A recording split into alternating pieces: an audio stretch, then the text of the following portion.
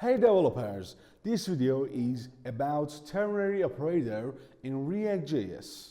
If you're ready, let's go!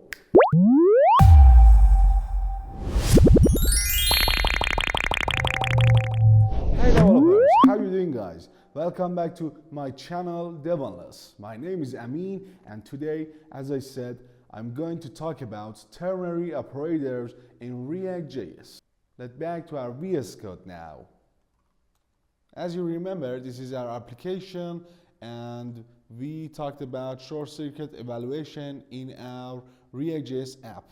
Okay, now I want to talk about this ternary operator and why we should use it in our application.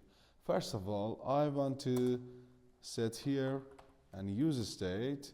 Start with is error, set is error as you know, and it's equal to use state with false value at first. Okay, we have this user state here to handle some error in our application. Now I want to start with button in our HTML and put toggle error to toggle our error and change it from false to true and vice versa.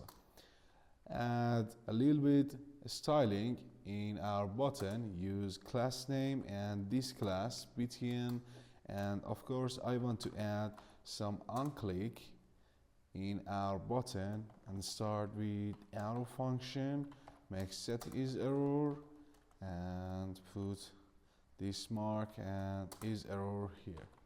We can save our application and now we can see this button that is toggle error here, and I want to remove this heading 1. We have this button here that change the value of is error in our application and change it, for example, from false to true and true to false again. So now I want to show some data with this condition of is error and start with curly braces here.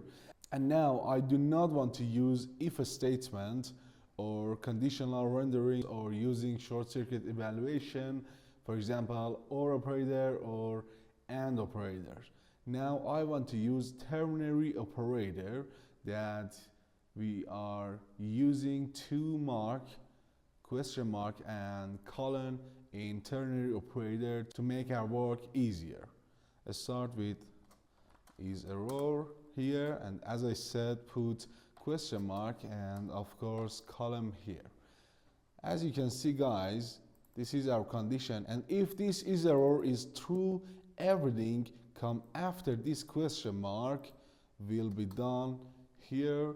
For example, I want to set this p tag and say there is an error, and of course after this column, if this is error is false, everything come after this column is true.